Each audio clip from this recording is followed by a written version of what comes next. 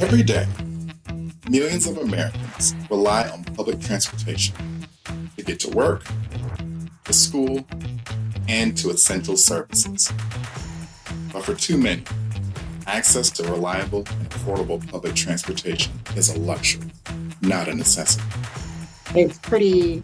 These are the voices of communities across America, united by a common goal: transit equity. We envision a nation where everyone, regardless of their income, race, or disability, has access to safe, reliable, and affordable public transportation. Together, we can build a national network that connects our communities, strengthens our economy, and creates a more just and equitable future for all. We are the Transit Equity Network.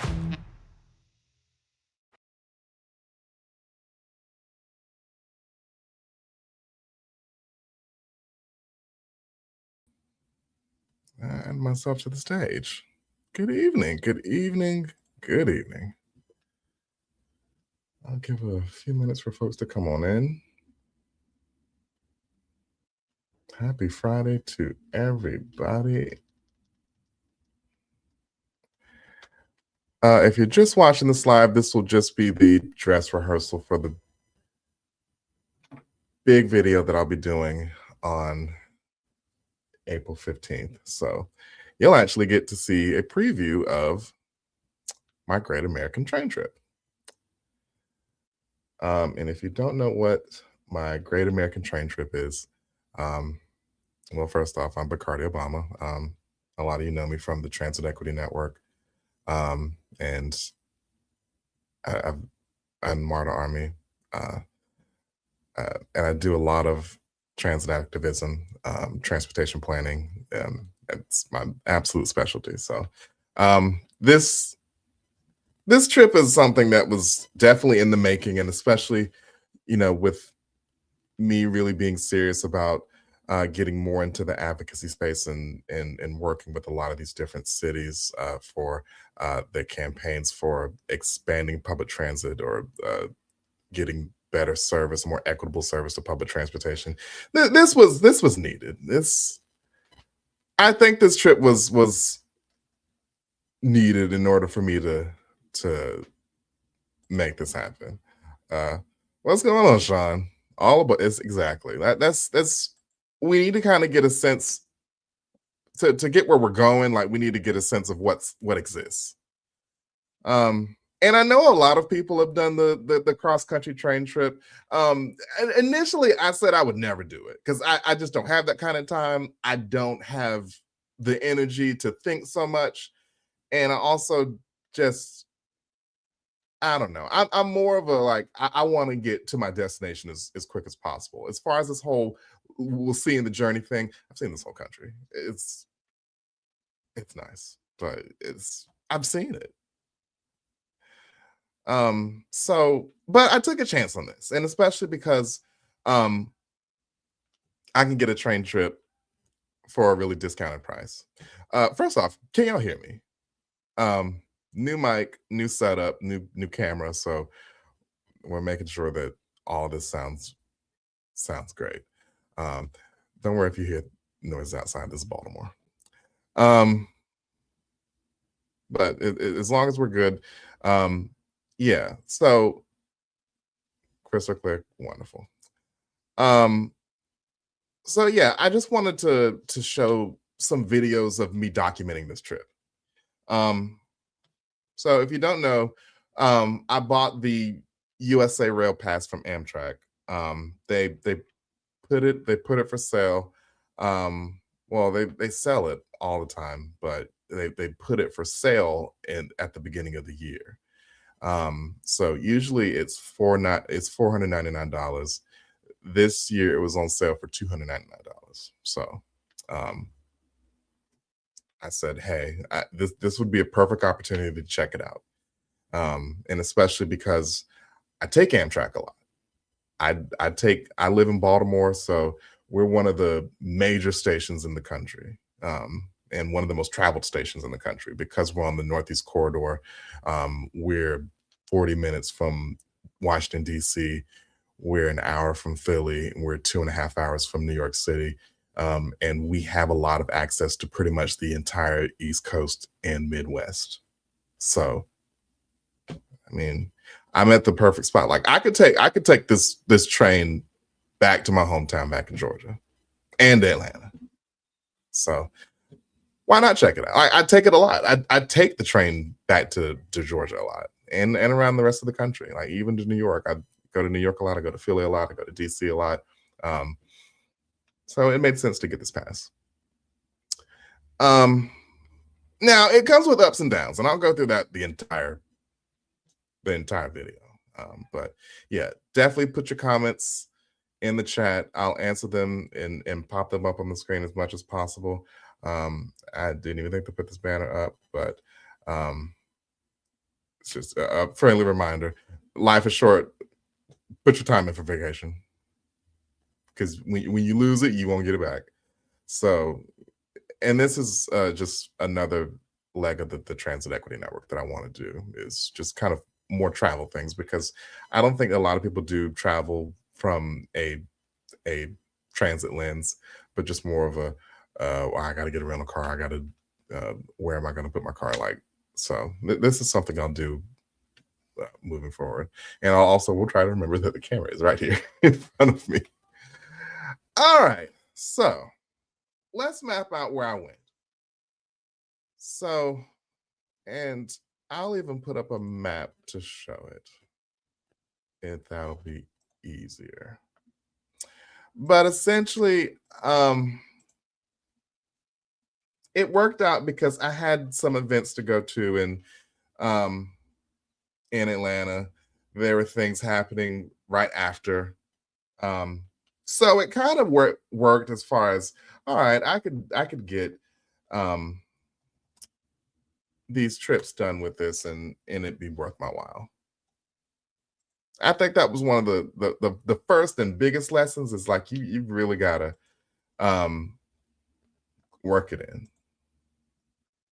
What routes did you have the most comfortable trains on this trip in all time? I don't know. They were all long. All right. I'll think about it. But yeah, that's a good question. All right. Let me pull this map up and I'll show you where I went.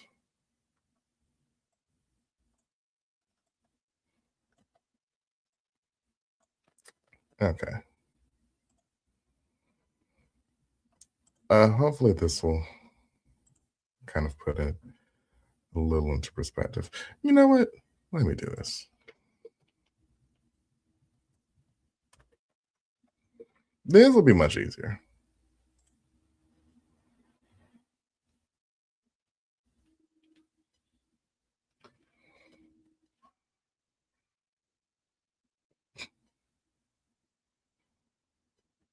Like I'm really making sure this mic is not picking up every single thing on the street.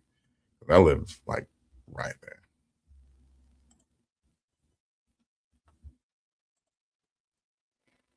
Let's blow this up a little bit. Okay. Let's do this.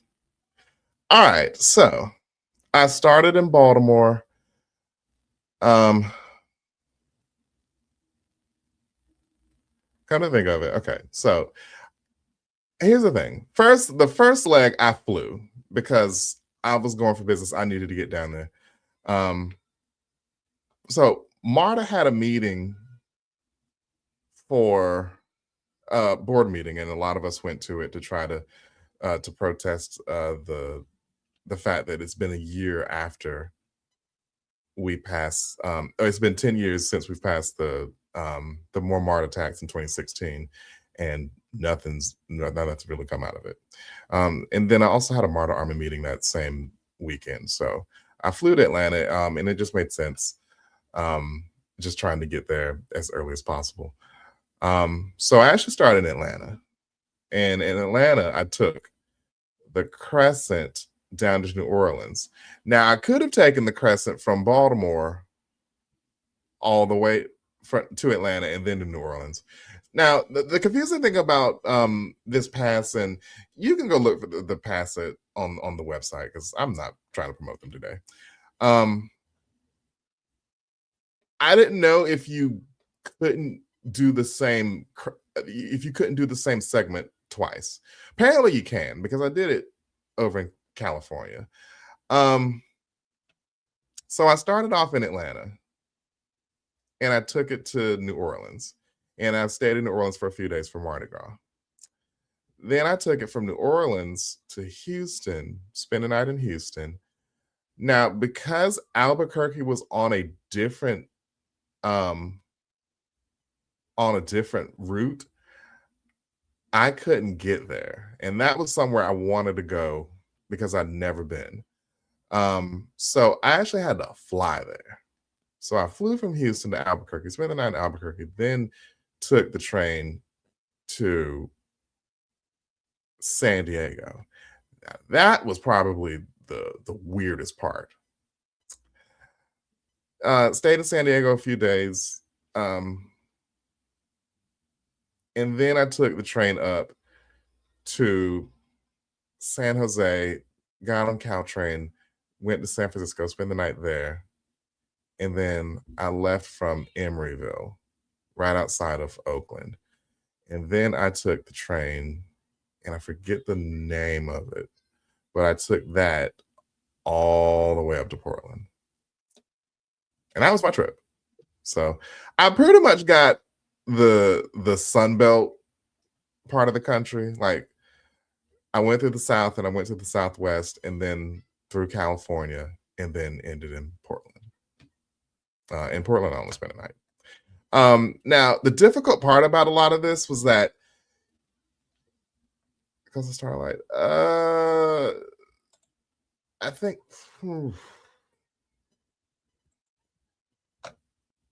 which one of these? I think it was the Coastal Starlight. I'd have to look. I thought that after taking this, I would learn all these routes names. I don't remember. The only ones I remember are the one on the East Coast because that's where I take Amtrak most.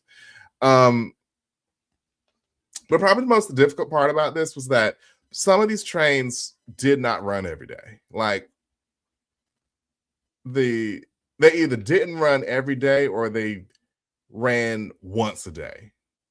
Like the what's this train called? I don't know. I forgot the train. The Crescent, which runs from New Orleans to New York, that runs once a day. That's it. One train a day. Now the Sunset from New Orleans all the way to LA, that runs 3 times a week. So it was by the grace of God that I got that train. Like, I don't know how I made that happen. Because mind you, I went for Mardi Gras in New Orleans. So Mardi Gras ended on Tuesday. So the next train left out Wednesday morning. It just worked perfectly. And then the one from I think it's called the Southwest Chief, and it runs from Chicago to LA, and that's the one where I got on in Albuquerque. Now, a lot of this was just kind of figuring out these schedules because these trains like only run so much. You blame Union Pacific for that. Now, once you got to California, it was a little bit easier. Like getting down here. But the problem with LA, trying to get around LA, Metrolink was doing track work. So hardly any of these trains are running. So, and then because our train got in late, they were doing shuttles and they wouldn't necessarily let us on. Like, it was wild. And then the one going up from the Bay Area through Portland, I think that only ran once a day. Now, I would have went up to Seattle, but I also did this trip to try to escape the cold weather from the north because I was so sick of winter. But it was cold up there too. So I wasn't trying to go. I do want to go see Seattle and I want to go see Vancouver, but Vancouver also skipped because I didn't know what the border situation was going to be like. And Amtrak had this weird thing about you having to reserve it on the rail pass, whereas I guess any other time you could just go on the train and all you do is just show your passport at the border. I don't know. I wasn't trying to mess with that. And it was also cold up there, so no. So yeah, that was the route. Now I tended to go DC to Chicago and then down to New Orleans and through there. Too much time, and I couldn't get off nowhere in Ohio. That train ran through the night. It's these schedules. So yeah, that was it. I wanted to do that, but it just didn't work out. All right. So now I'm going to show some of the video. So you'll see, I'll try to just share it on the other screen. So I'm not trying to get too confused. With just doing it. So you'll see it a little bit as I'm getting on. And video's playing already. So let me just get this ready. All right. So this was the Amtrak station in Atlanta. Now, mind you, one thing you'll notice about taking the train is not all cities are created equal. So you may get like a big station in a medium-sized city like Baltimore. Baltimore is it's not a huge city, but it's for the traffic it gets on an Amtrak, they need a much bigger station. Atlanta station is tiny. Now I know there's 30 million floating around that Amtrak has given Atlanta to build a new station, and I hope that that's something that they're working on as we get to this World Cup. I know it's not going to be finished by the World Cup, but before Atlanta hosts the Super Bowl, which I think is 2028, they need to start thinking about building a station, because this station is pitiful. Like, see how this is how small it is on the outside. Now, where I was standing was Peachtree Road, or Peachtree Street. Like, if you've been there, like especially at that point, it is not a nice place to be. So that's what that was. Now, let's see if I can't switch it. So some of these stations run all like I'll also try to give you like a bird's eye view of what the stations look like compared to like what you may have seen like with airports or whatever. So you'll kind of get like a good comparison of like what it looks like to take the train, because it's vastly different, and especially like if you're not real familiar with it. So this was the inside of the station. So if you've never been, it's like it almost looks like a bus station. Like you could just walk in this building, you wouldn't know if it was a bus station or train station. But you see it's kind of cramped. Now I came in like right before like the rush came. Again, like if you see the screen over here, one train a day. It's like going in each direction. So like I came in like around 9 a.m. on a Sunday. Which shout out to everyone I hung out with in Atlanta. Atlanta was cool. Atlanta was always fun. I hope y'all are having an amazing time down in 404 Day this weekend. That's why I've got the Atlanta hat, the MARTA jersey, the MARTA Atlanta United jersey. I will be wearing it tomorrow as well. Pepsi, yeah, I don't know why this a Pepsi machine and that close to. I don't know. But yeah, like this station needs an overdue. Like it really needs a huge upgrade.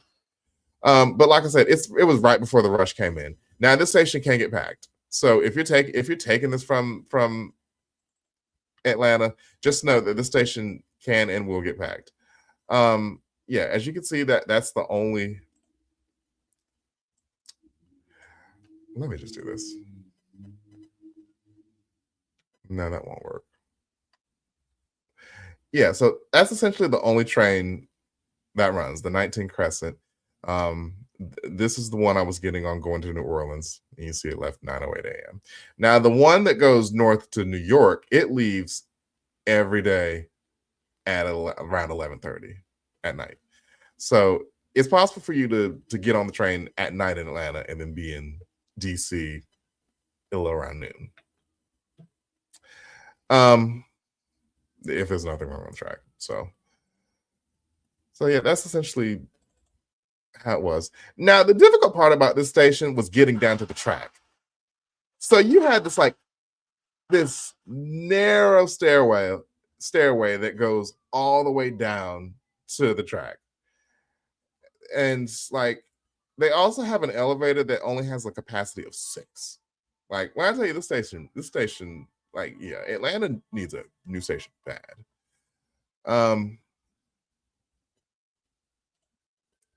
And then it was also raining that day.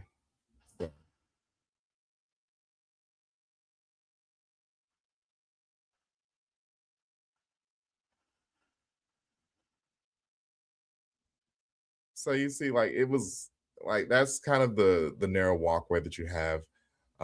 Now with like what I'm used to with Baltimore has a nice station. Now they need upgrades too. It's not they need upgrades too. But at least like they have like different platforms. The platforms are a little better. And it's high, so all you got to do is just walk on. With this one, everyone like most of the stations outside of the Northeast corridor, you pretty much have to step up. With the selection, with the exception of a few. Now, let me try to just add some of these. So you can see. I'll add some of these files up here.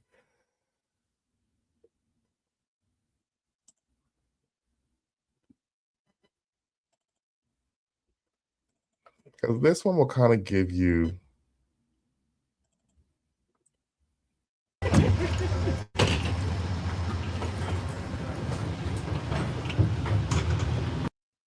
So if you've never been on a train, this is what like a standard Amtrak train looks like. Like I said, like some of the platforms you can just walk on. Like if you're in New York or like Boston or DC or Philly, any one of those cities, like they have platforms where like it's raised. So you don't have to step upstairs. Like you can just simply walk on. Atlanta's you had to step up. But once you're on the train, like these are what the trains look like. So as you can see, like you have 2 seats. That's something that's vastly different from flying. You don't have a middle seat here. Like you just have 2 seats, aisle seat, window seat. That's the load off your mind. Also, you're allowed bags up to 50 pounds. Also big because Amtrak they're not really too strict on baggage like the airlines are. And you'll see when we go along here of how much space you actually have. Like it's also like much easier to just walk through other than planes. Like planes can also be like really tight on space. So that was also another big thing about taking the train. Because there was much more space to move about the train, as well as like with moving bags. All right, let me add this next one.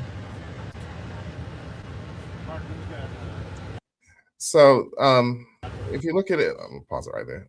So if you look at a little bit, like that's just kind of you're gonna kind of eyeball that and just kind of look at the space compared to like a plane where you're literally like on top of each other. And then we'll also go into like what the seat looks like here. So that's where I sat. Now with this, like outside of the Northeast Corridor trains between DC and Boston, they pretty much assign your seat. Now, with the exception of the Coastal Starlight, I will say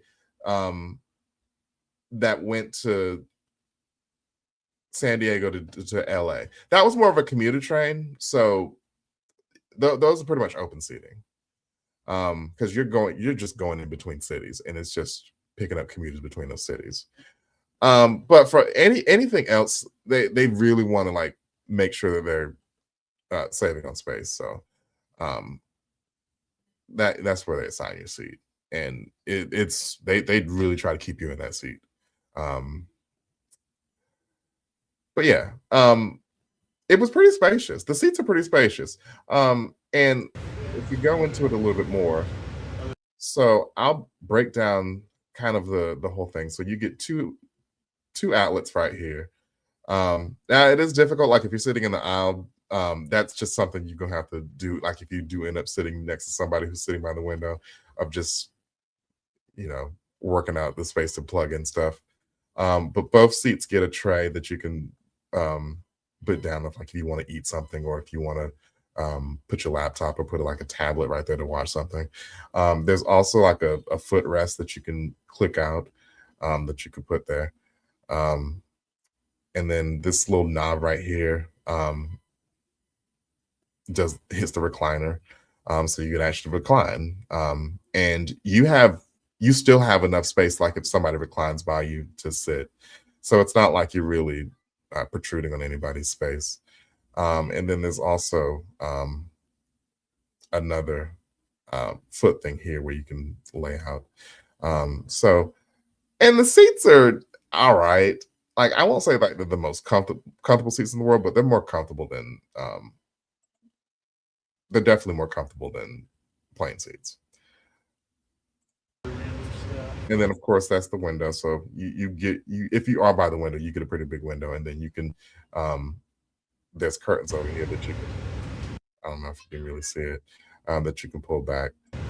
Oh, yeah. See, there's curtains right here. And then of course, this is where the space. Now, this is what I took. That's that bag that you saw down here, that bag you saw there, and this bag. Yeah, where is it? I just showed it. And this bag here, that is a carry-on, like an expandable carry-on. But look at all that space you can put. And I promise you, like they do not care how much stuff you bring on here. Like I brought like a whole what did I bring? Like a whole I bought one of those foldable chairs from Buc-ee's. I brought that on. Like they've got extra space, like if it doesn't fit. So that's like that's how much more space you're dealing with, like versus flying. Like flying, like you literally only have room for one carry-on bag. You got to put everything else under. Now I had no problem putting my bag down on the floor, but to know that I could put it up there and not really have to worry about it, like is great to think about. But yeah, and that's the seat. So the seat also gives you like pretty good headspace. Like I said, those are the outlets, 120 volts. And that's the tray, and you can fold it out more so that you literally have like a whole desk that you could fold out. And like I said, like you had plenty of room down there. So if you did want to put something by there, it doesn't really give you too much leg space away. And for the whole ride from Atlanta to New Orleans, except for the one time when this lady put her kid right there, I had an empty seat to myself. So it was, now that was one of the very few times I did. I didn't have like pretty much the rest of my trip.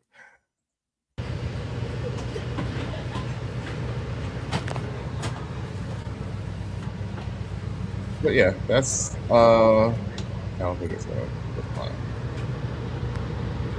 I tried to of it as much as I can to show y'all all of the features of this lovely Amtrak train. But yeah, that was some features of the train. Do I have another one? Pretty much there. We went down. I think 2.5 hours later, we either 4 hours. I want to say 4ish hours. We ended up in Birmingham, Alabama, and that was kind of what they call the smoke break. Now they have smoke breaks whenever they change staff or and like whenever they know they're gonna get like a huge crowd. Birmingham was one of those places. So it was kind of the break, and especially like because like remember these trains are long distance trains. So this train came all the way from New York. So they definitely gotta make sure everyone's good. So we got off there. Downtown Birmingham was the now I think they do have a bigger station than Atlanta, which is wild. But we went through there. We stopped a little in Hattiesburg, Mississippi. Now I heard they got a really nice station, but like one of the former mayors there is is on the board of the Southern Rail Commission. Now they were the people that were responsible for getting that Mardi Gras service back up between Mobile and New Orleans. Now I want to talk to them about possibly getting this Atlanta to Savannah train up quicker and what we need to do to make that happen. Other than that, like it was pretty much yeah, it was pretty much an all day affair getting down to New Orleans. We rolled into New Orleans around a little after 9 p.m. So pretty much was kind of like a 12-hour affair. I think this is a video of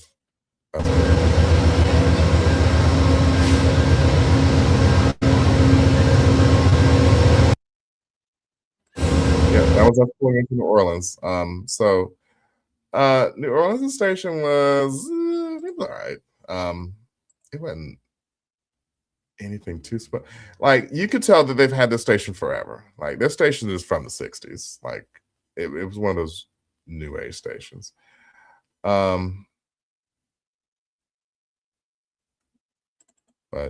yeah, this is some pictures from Mardi Gras.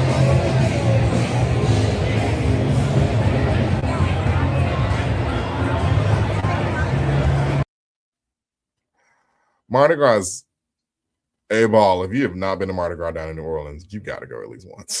That it is wild. Now, don't go if you don't like crowds, because that's pretty much what it is every single night, every single day, pretty much. But yeah, it was fun. So I got in that Sunday before Mardi Gras, and I was there until pretty much Wednesday morning. Um, Shout out to everyone that I met down there. My friends for putting me up in his house in Uptown. It was fun. So after that, I head back. Here's some pictures of New Orleans station. So they got like it looks almost similar to like those hospitals that they have downtown, like those 60s Art Deco stations. I don't even know if that's Art Deco. I'm pretty sure that is. But kind of like one of these old school stations, like the ones that like look like those buildings that Superman would be in. That's kind of what it looked like. The inside kind of gave like a similar vibe. So I think that's what they were going for when they built the station. Uh, that was the service I was talking about, that Mardi Gras service between New Orleans and Mobile. Now, I originally wanted to go to Mobile. I wanted to fly from Atlanta to Mobile because I knew that wasn't going to work. There's no train going between them. And then go to some festivals in Mobile where like the original Mardi Gras was, and then take the train. But those trains were sold out. Now, I found that out in January when I went to a conference in uh, And I heard that from the Southern Rail Commission. Um, but yeah, I do want to do that one day. But yeah, I luckily got the only train that they have for the next 3 days that morning. And that's just kind of how it worked out. I won't say that will always happen for your trips, but I got it. Now from this point on, the trains get different. Now you'll have these trains with these views, and I think this is a video of that. So yeah, now you'll get these like really tall trains, these double decker trains. From here on, that's pretty much what we got for the rest of the trip. On the East Coast, they only kind of do these single trains. Going out west, they do double deckers because these are the trains with the views, and that was something that I really learned that oh yeah, the East Coast does not do this, and this is very interesting. Um,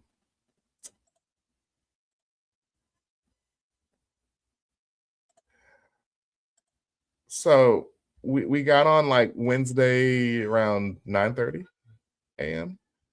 And then we rode to Houston. And we passed through uh Lake Charles, Lafayette, which I want to go do one day. I want to go to Cajun country. Um, Beaumont, Texas, and then Houston. Now this is another all-day affair. And that was one of the things that really sucked about this trip was that these trains were so slow. Like it literally took all day to get between the city that you wanted to go to. Um, so and now the views weren't all that great on this trip. Uh, I think here's some videos of the inside of this train.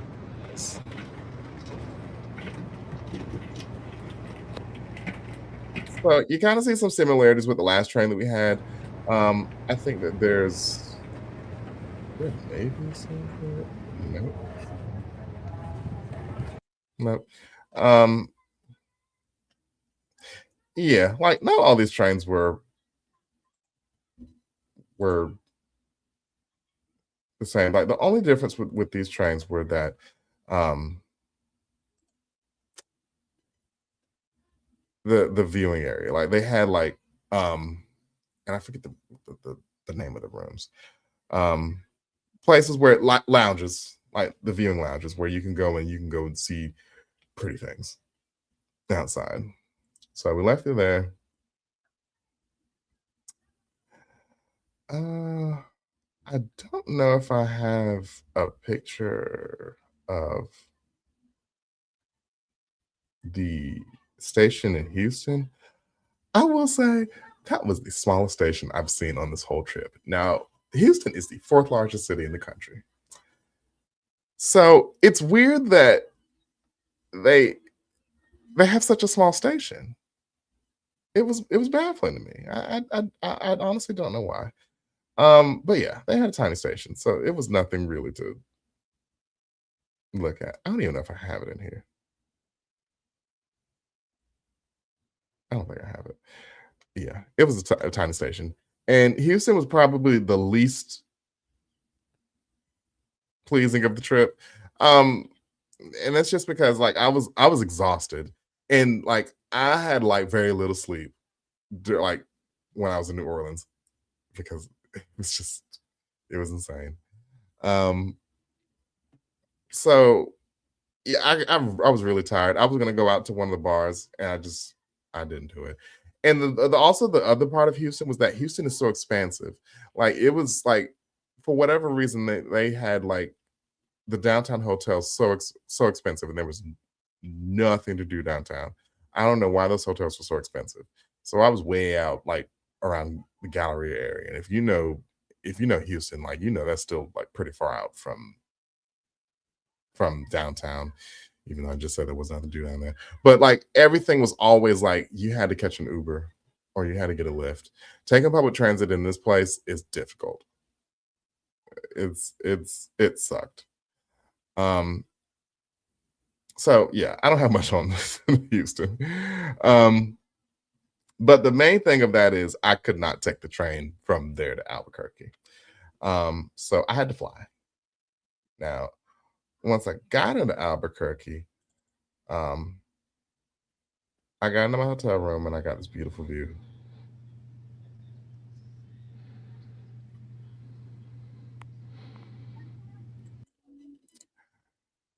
Now, Albuquerque was the coldest that it was on this whole trip. Like it was like, ugh.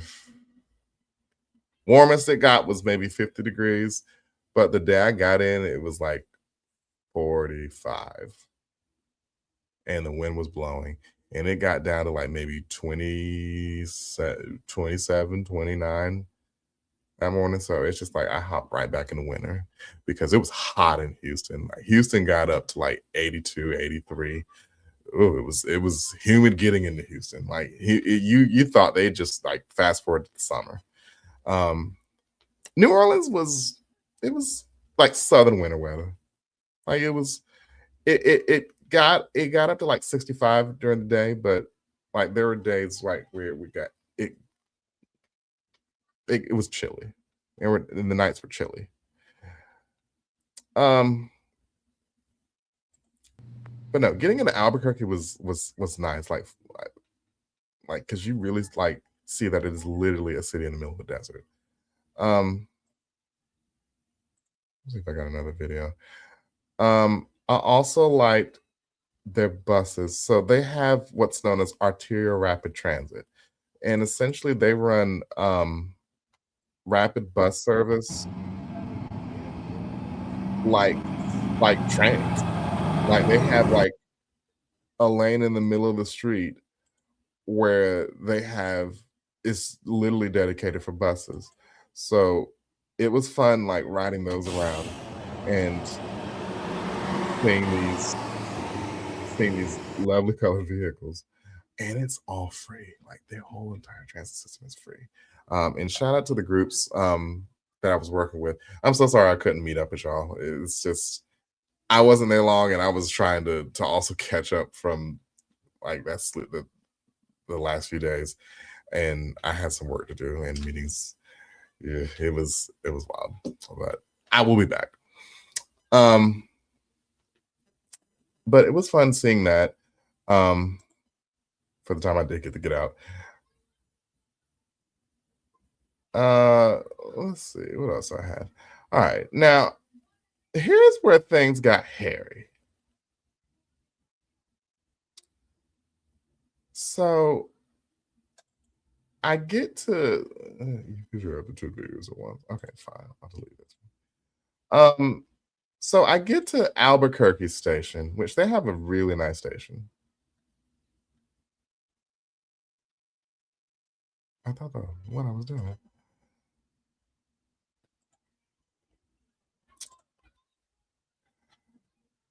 Now the train is 3 hours late. So and some things happened in that station. Like the security guard like fought with this girl and also fought another guy. Like the police just stayed around there. Um, I think it's the station.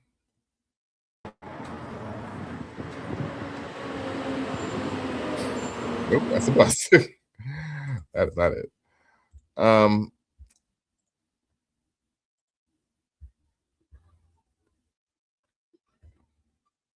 where's the station? Okay, this was the station inside. So they kind of and it was also the same place where the Greyhound station was. And I was like, see, that's how you do multimodal transportation. But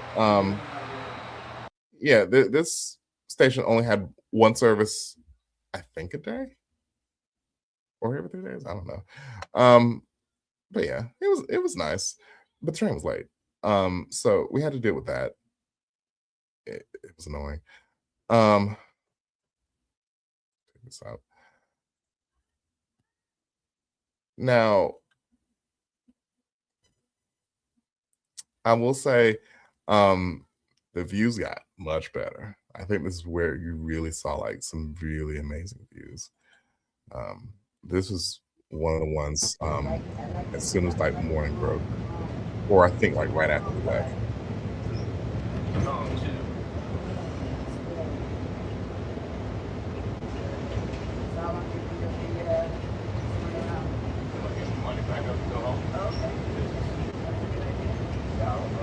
So you started to see like all these plateaus and these mountains, like, and they just looked like incredibly beautiful. Like that middle part of the country and those when you go through those Rocky Mountains, those are beautiful. Now they're not as beautiful as like being in the redwoods, like, but those are so nice. Now let me show you like the observation lounge.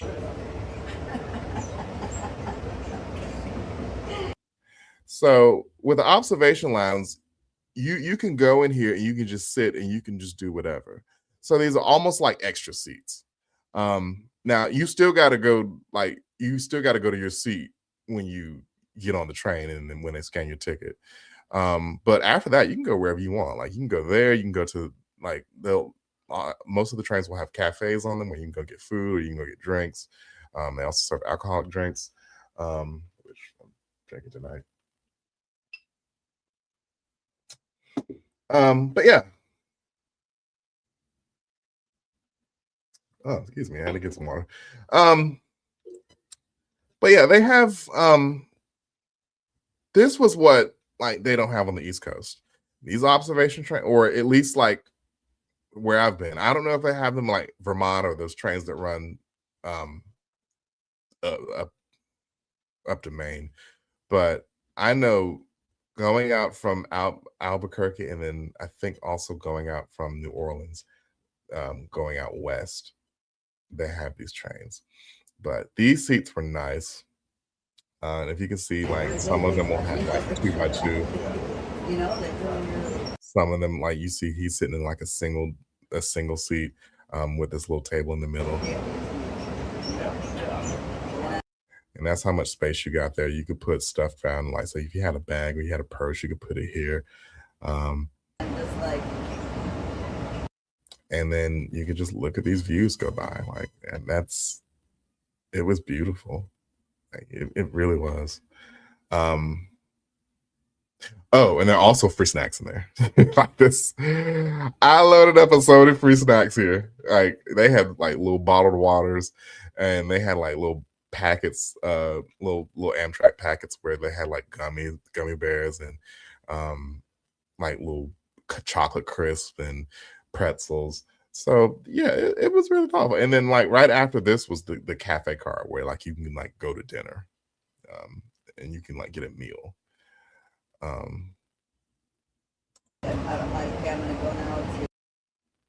But yeah, that was where the trains got interesting. And then the trip like started to like get there because like scheduling.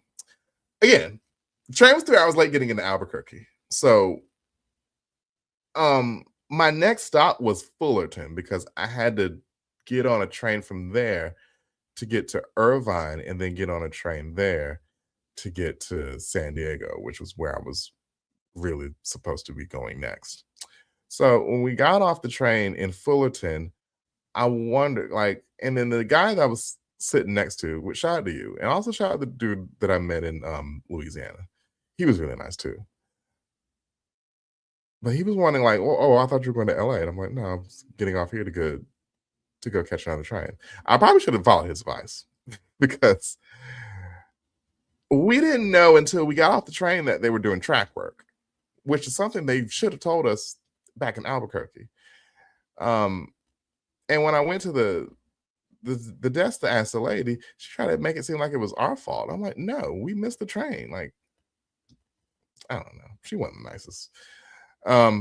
So she got us on, and there was a lot of people that met this. Like, it wasn't just me.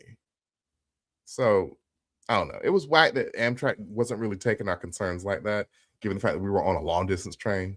And then also for the fact that Metrolink, which are the commuter rail trains in around LA, they were doing track work, so it was difficult for us to get. Because if that was the case, I would have taken that train going to Oceanside and then get on the commuter rail that comes out of San Diego. But again, they were doing track work, and it was all up and down there. So, oof. So, but they put us on a train, and it ran to Irvine. Now, as soon as we got to Irvine, they put us all on buses. It was like, oh my god, I just wanted to get where I was needed to get. So I got to my hotel in San Diego, and I got it right by Old Town. Probably one of the smartest things I did. Because San Diego has 2 Amtrak stations. They have the one at Old Town, which is at the edge of town, and then they have the one at Santa Fe, which is downtown. So I went to the one and stayed at the one at Old Town. Now, San Diego, I thought was a very beautiful city. I had been waiting to go to San Diego. It was well worth it, and I can't wait to go back. Now, I don't know what they put in the drinks down in the bars in Hillcrest, but they were fun. And I didn't get to go to the beach, but the weather was beautiful. Like, it was everything I dreamed of. It wasn't too hot. It wasn't too chilly. It was just right. And I got a chance to meet some of my cousins and see my great aunt, and they're still out there. They've been there since like the 60s. Like, it was so nice to see them. But yeah, San Diego was beautiful. I went to this amazing swap meet out there that was near my hotel. And I got to walk around some of the places out there. It was really beautiful. Let's see, what is this?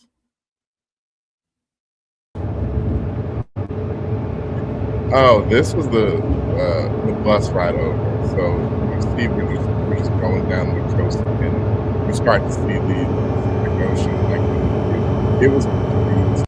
Like, it was beautiful. You start seeing all these palm trees. It reminded me of being back down in Georgia and Florida. Like, you seeing like palmetto trees, but these are like actual palm trees. Like, it was beautiful. But yeah, that was the bus ride over.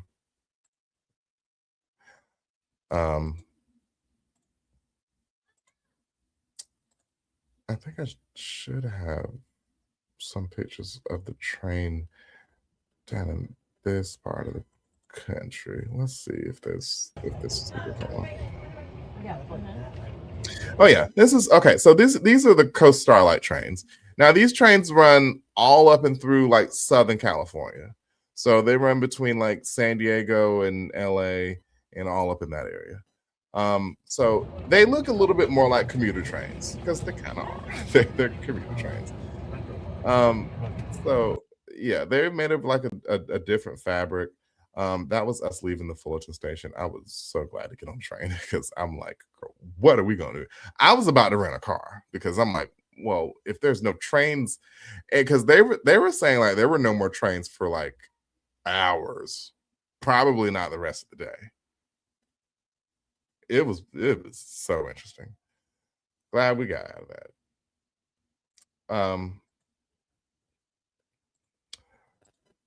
But so I spent a couple of days in San Diego. Then I got on the train and went to I got back on the Coast Starlight and went to LA Union Station.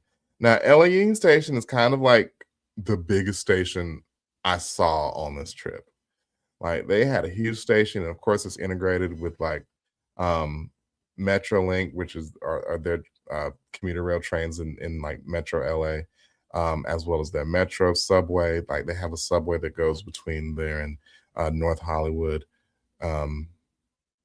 But yeah, it was good to have to transfer there. I also got to go to the let's talk about it. I also got to try the Metropolitan Lounge. So if you don't know the Metropolitan Lounge, it's kind of like Amtrak's equivalent to the Sky Lounge, or like any kind of like Sky Club or lounge. I don't know if I have a video of that. I think I took a video of that. I don't know. But this was LA Union Station.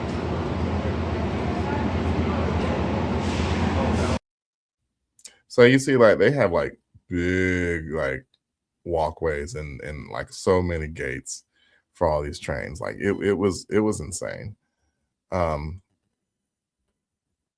and then here's another video of the inside of it. It was nice.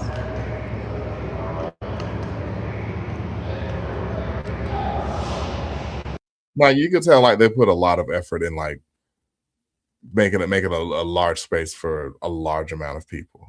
Like they're gonna be ready for the World Cup and possibly like I don't know how they're gonna do the Olympics because that Olympics is a different beast. World Cup, they might be ready for that. I don't know. But yeah, it was nice. So I got on another train from there to get to San Jose. And then of course in San Jose, I transferred. Now, this is why I really think that California needs to hurry up and get this high-speed rail. We went through so many curves within this trip that it was insane. We had so many curves. I see why they need high-speed rail now. They need a way to get around these mountains. Like it was insane. We had so many curves and curves and curves and curves and curves and curves. It was insane.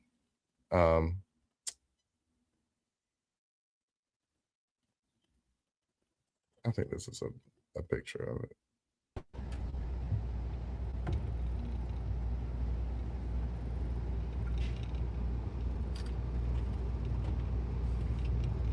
But you had nothing but time to look at like these really picturesque views. Like it was really picturesque.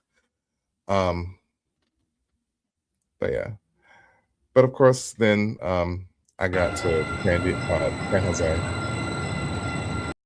Now their station, I know they're trying to prime it to be one of those stops on that high speed rail. I hope that happens because I think it looked. I don't know. I only went on one side. Like I had to rush to get on the Caltrain because like it was already 9 o'clock. I needed to get down, and my friend was meeting me at in San Francisco. So I took Caltrain up. Now Caltrain has some nice trains. Now I will say that's a system that I was absolutely impressed with. There were new trains. It was all they had just switched to all electric, so it was 100% electric. So and it ran faster. So and you felt it. It almost felt like a bullet train, even though I have not gotten on a bullet train yet. Soon will come. That will be the next version of this video series. But it was nice. Yeah, let me show you the inside of the train.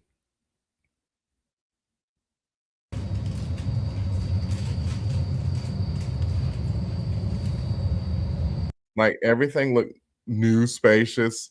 Like you had room. There wasn't enough room to put my suitcase up there.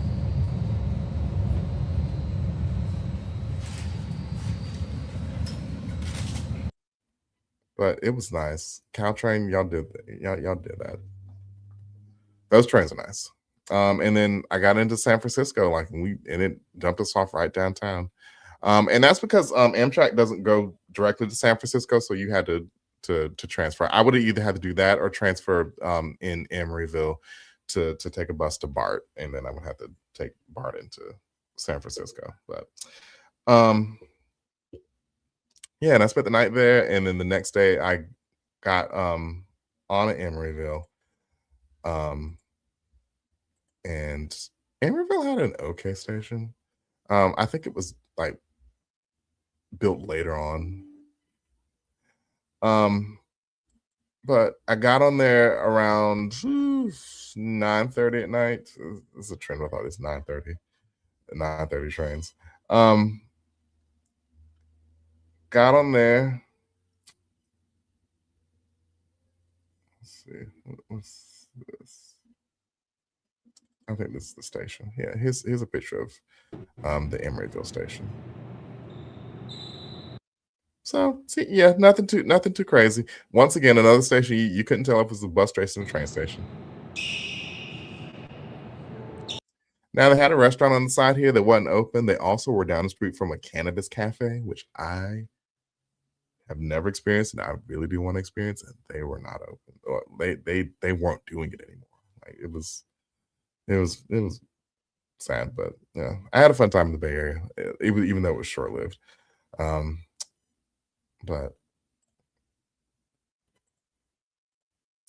But yeah, from there I took the train up north. Now I think this might have been the longest segment that I was on.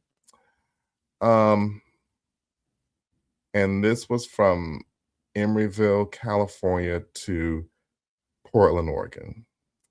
And when I got to Portland, that's where my trip ended because I was done. Like that was kind of where I was tired. But you can see this is kind of the terrain in Oregon. Now, this is also where you lost service. So towers were non-existent here, and they let us know on the train that hey, you're about to lose service. So it was good and remote, and you saw some of these mountains. But yeah, and then of course I have pictures of Portland Union Station. Now they have a nice station too. I really liked their station. Let me show you this video. All you need to do for train 28, just head inside, wait for boarding announcements. Just wait inside Union Station and wait for boarding announcements for train 28, the Empire Building. Alright, so if you're looking for some fresh air, this is your last chance to get some fresh air before we get to Seattle tonight. There are some rules for Portland to make it a little bit. So this train goes all the way to Seattle. I think it starts in. It either starts in LA or it starts somewhere in California. But it goes all the way to Seattle. So this was one of the big stops. But you can see we're going over the Willamette River. And you see all those highways that are just towering up from the river. And then, of course, here was on the inside of Portland Union Station. Now, they had a nice station. Their station reminds me of Philly Station of 30th Street in Philadelphia.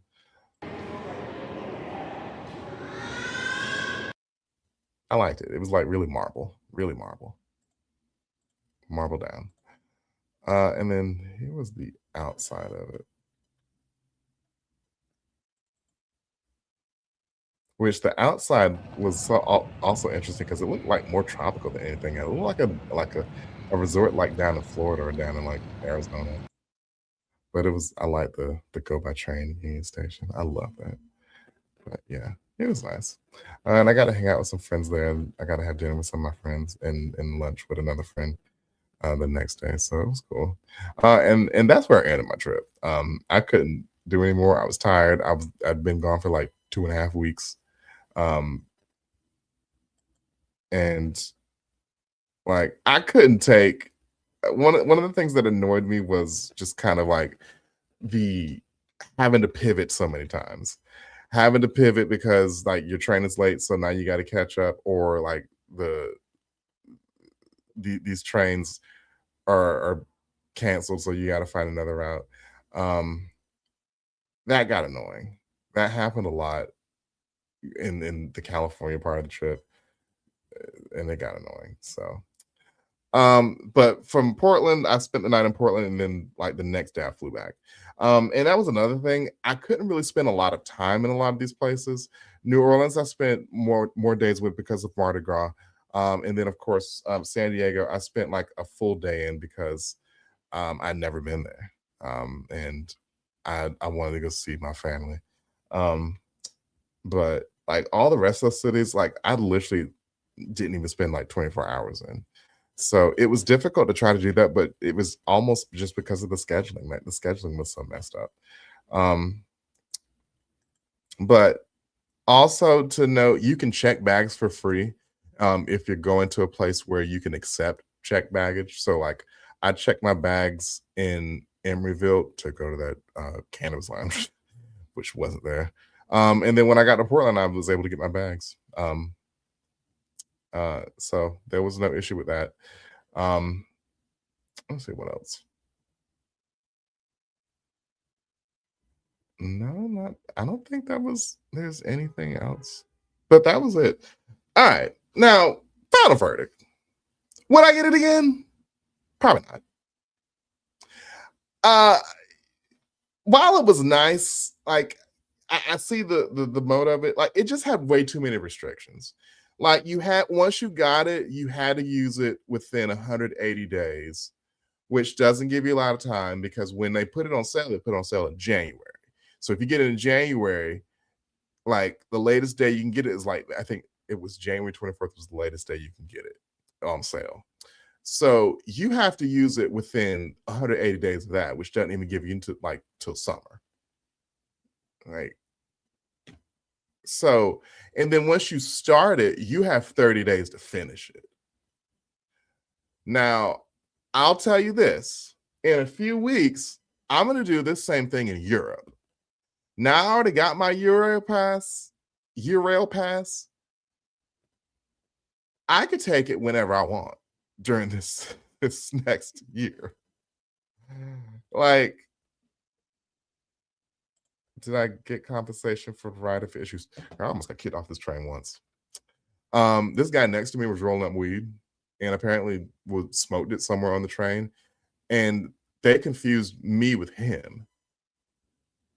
And when it happened, it was like the conductor came up to me and said, "Is this your stuff?" Like, I had his hands on my stuff. And I said, "Yeah." And he was like, come on. I'm like, what's going on? Like, this punk would not talk to he would not talk to me about what's going on. He wouldn't even tell me the situation, what was going on. And then we found out, like, some guy got, like, they came over the announcement with something going on, talking about there's absolutely no smoking. If we catch you, we will throw you off the train. And I don't know, like, it was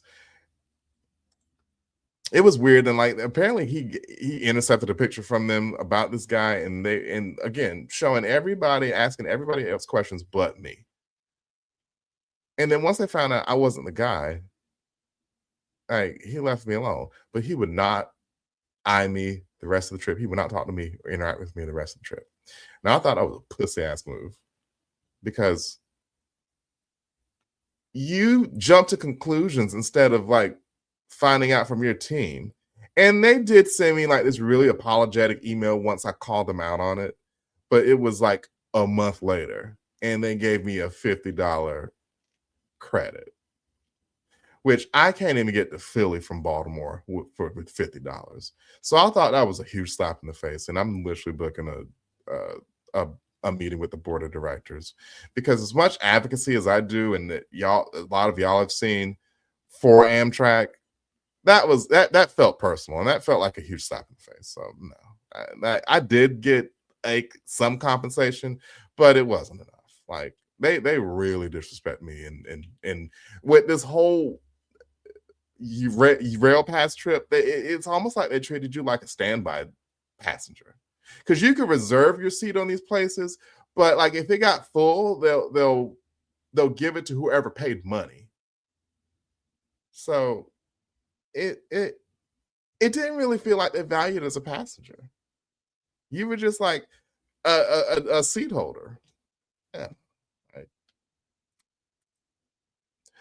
So yeah, in a few weeks, I'm gonna compare it to Eurail, which Eurail, I'm going through multiple countries, and it's unlimited, like 7 days unlimited. Once I unlock it, I got 7 days, I think, within like the year to use it. So that'll kind of be, yeah, stay tuned. Like I like this bar was kind of set low. It was set low based off of everywhere that I've been, everything that I've seen, and like this whole experience. Like, not that I didn't have fun. It was nice seeing all these cities. It was nice being able to finally do this. But the compromises I had to make for this trip just really like kind of almost ruined it. But hey, that's America for you. Like, this is what happens when we don't invest in like absolute great public infrastructure. Whatever. But any final questions for I Am This Live?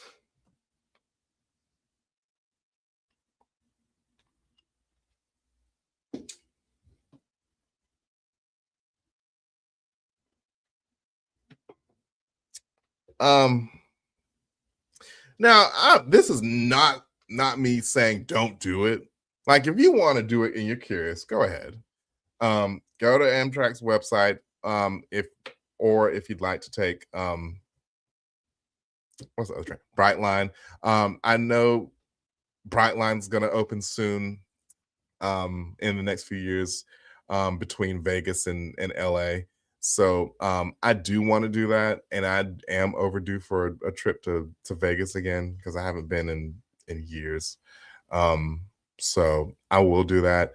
I would love to do a video for that. I'm not going anywhere near LA during the Olympics. Would you try the Canadian version? Yeah, I would. I saw Jeb Bush do it. Jeb Brooks. I think, Sean, you showed me Jeb Brooks. I would absolutely do that. I'm also overdue for a trip to Toronto, but like having like Vancouver be the prize at the end, I think that would be worth it. But I don't know. I don't know if it goes from Montreal. That would be good to see, because I haven't been to Montreal. I've been to Toronto, but I haven't been to Montreal. I haven't been to Edmonton. I haven't been to Vancouver or any of the cities in between. But I would love to do that. And like with Europe, I'm going like the parts of like Western and Northwestern Europe. So there'll still be like parts of Europe that I'll still have to do. Like, I do want to do Southern Europe, going through like Spain and Portugal and Italy and Greece. And then like I was in Turkey last week for a work conference. And I found out they have high-speed rail as well. And I'm like, oh, well, I'm definitely coming back to Turkey because Turkey was beautiful. If y'all want, I could show some video that I took of Turkey and my trips and my trip to Istanbul, because it was beautiful city. Like if you haven't been, go. But yeah, that was it. Thank you for joining me. Wouldn't be a video if it didn't plug the assets. Huge shout out to the Trans Equity Network. If you'd like to follow all of the things and all the wonderful programs that the Transit Equity Network has put on, definitely hit this QR code up here to subscribe to their YouTube page. They're also on Twitter. If you'd like to follow them on Twitter, follow them at this QR code because it is really easy to put these things in the QR code.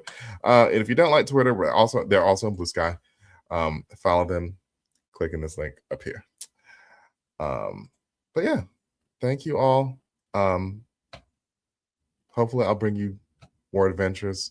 Like I said, this is the dress rehearsal. I will do a much larger video and a more polished video. It may be like this. It may not be.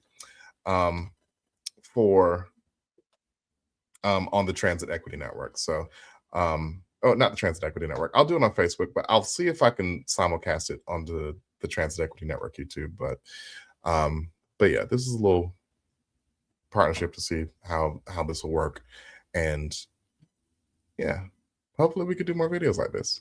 But yeah, I wanted to do this video for so long to just kind of introduce folks who haven't ridden Amtrak to see what it was like, and especially like with doing the cross country thing. So I think this was a great video. But yeah, Definitely share the video for someone who's interested with this, who's thinking about taking the train. And yeah, I'll catch y'all on another video. Take care.